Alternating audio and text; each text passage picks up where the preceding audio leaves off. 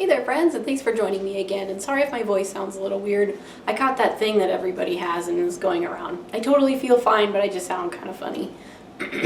Anyway, so today I want to share with you some of the details of the house that I was not able to give in the house tour video, but also just because it's kind of a separate thing. It's not just the way it looks, it's some of the stuff behind it and, just some other things. So anyway, let's go ahead and get started with the house itself. Probably one of the most common questions I got when I did the house tour was how big the house was, how many square feet. Okay, so the total amount of square feet is actually 2,900 square feet, but it's actually our portion plus the rental, I'm sure, as you know. So I'm not exactly sure how big the rental is. Just by eyeballing it, I'm gonna guess that it's probably around 700 square feet.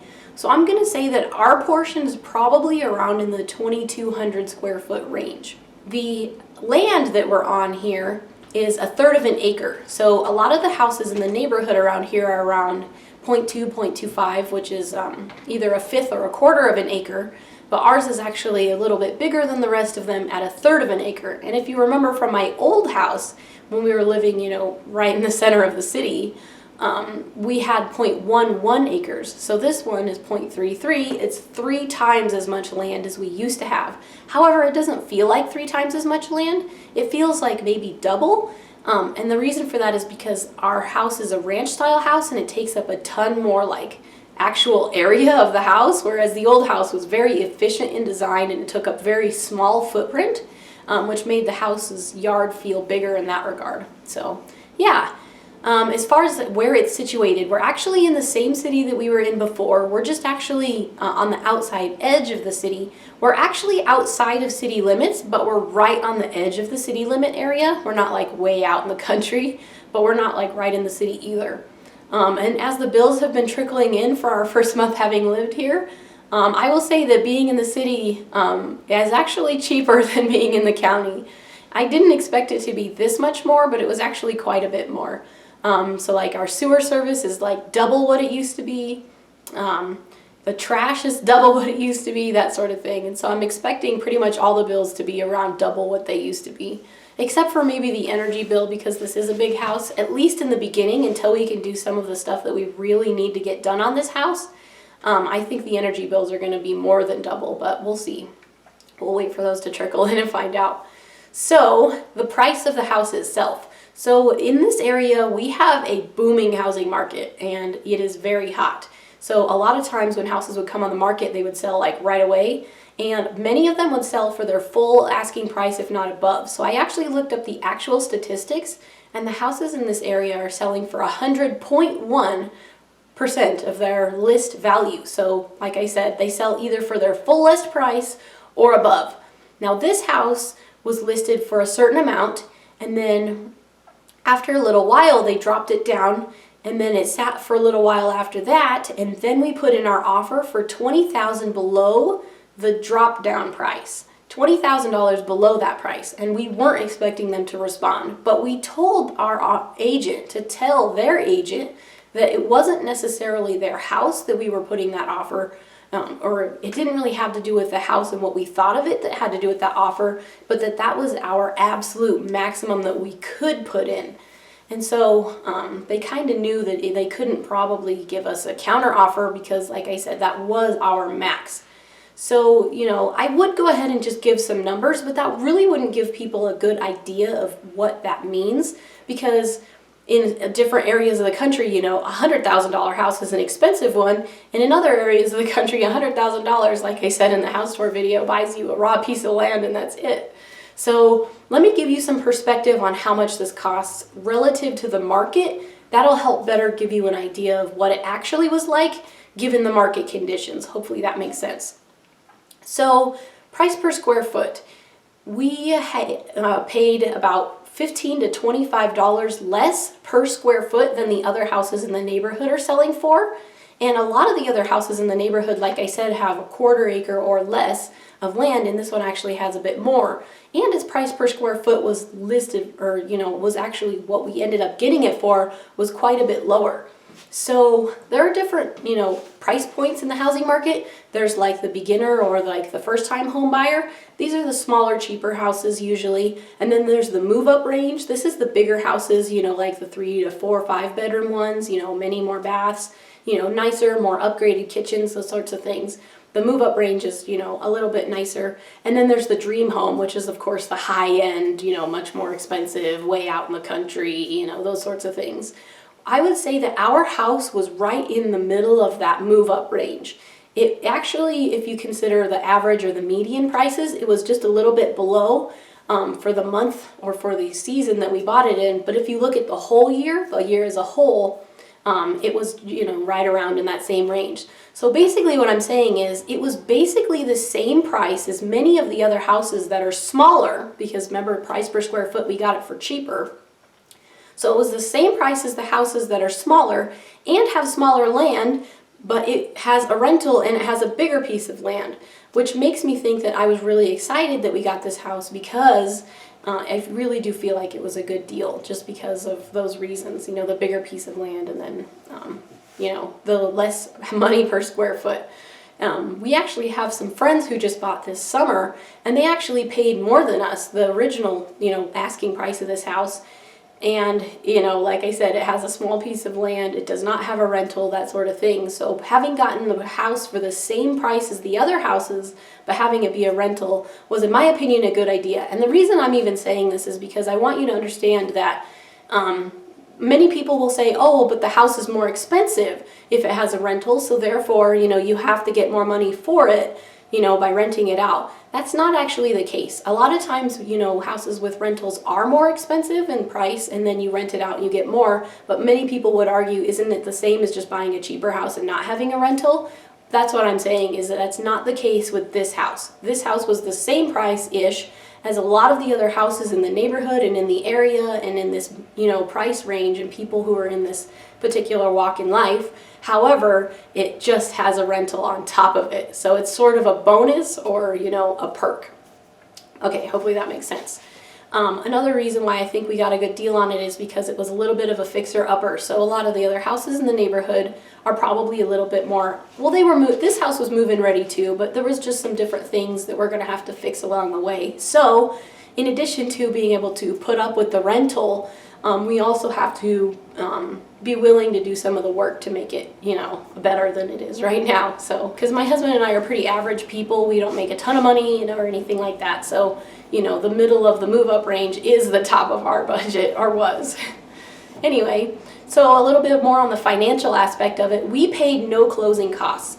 And the reason for that is because I shopped around for a mortgage, which I think is really important. So I thought that was probably going to be a little bit gimmicky when I first called them. They were like, oh no, we pay all the closing costs. I'm like, no, surely they're going to say, oh, well, but you have to pay for the appraisal, or you have to pay for your title insurance, or, oh, well, you have to pay for, the flood search or something. They would find something to say, well, we'll pay for all the closing costs except, and then have a list. But no, it actually wasn't the case. When we sat down to sign for the house, we had a list of things we had to pay for, and the only things we had to pay for was our down payment, the balance of the property taxes, because the previous owners owned the house for the whole year. They paid the property taxes for that entire year, but we took the house in the last portion of the year, so we had to pay for the days that we were in the house, and then we had to pay for a year's worth of property insurance.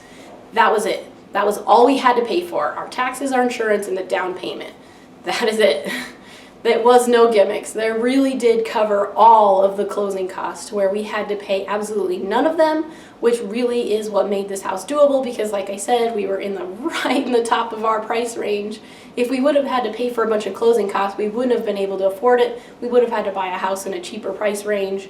And yeah, it wouldn't have been able to happen. So shopping around for a mortgage is really critical in my opinion. So the money for the down payment, we actually saved for this house for 4.5 years, but we didn't know that we were saving for this house for 4.5 years. When we were working toward paying off our house, we loved it.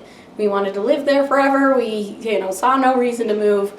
But as things went on, we paid off the house, and then the first year or two, we were still loving it. But there was a point where we realized that the house is a little bit smaller than what we could be comfortable in forever. Our kids were only getting bigger, and it was just getting harder and harder to make things work. When you saw the house on that first house tour, I had already taken out a whole bunch of stuff from the house just to make it more staged and make it look more open. But I had a lot more stuff in there, like especially in the downstairs. When you would go down the stairs and there was that bed off to the side, the other side was this huge shelving unit full of all sorts of stuff, all my canning gear and all this other stuff from my home, you know, my hobbies and my homesteading and stuff like that. So yes, there was a lot more stuff in the house than what you saw in it, which definitely made it more cluttered.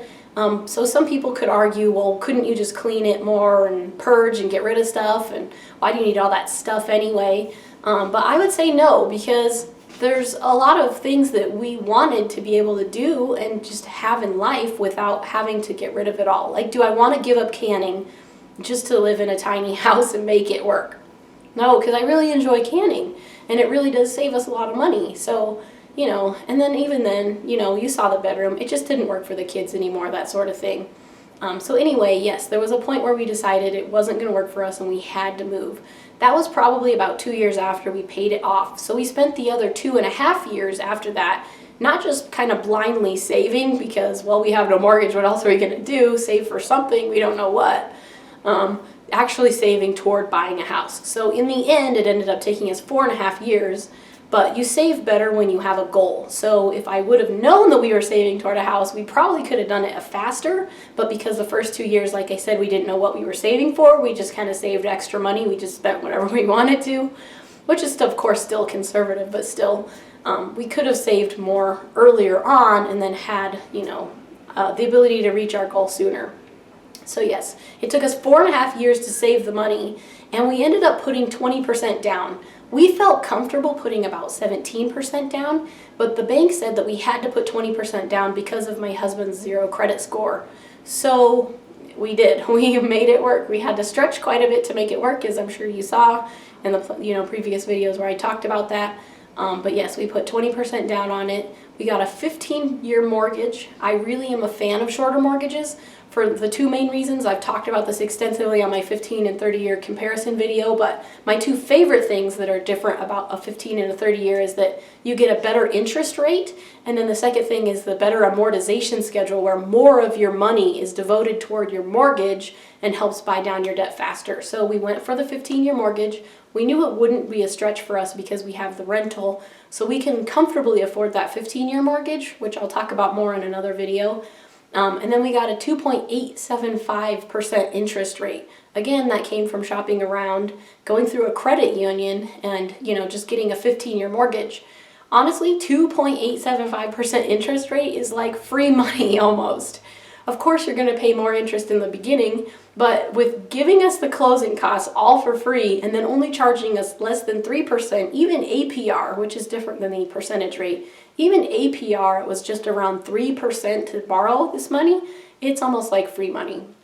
So in my opinion, even though the market is kind of high right now, it was still a good time to buy, especially since we found a good house in a good location with, the good ability to be a good investment. So anyway, hopefully that wasn't too much information. Let me know if I forgot something.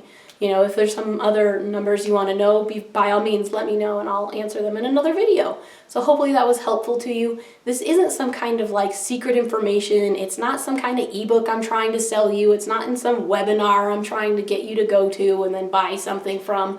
It's all free information. If you want to know how to save money, if you want to know how to shop around for a mortgage, if you want to know the differences between the types of mortgages, that way you can make better informed decisions and things like that when you're buying your house, it's all free information that I've already put on YouTube. I'll put links.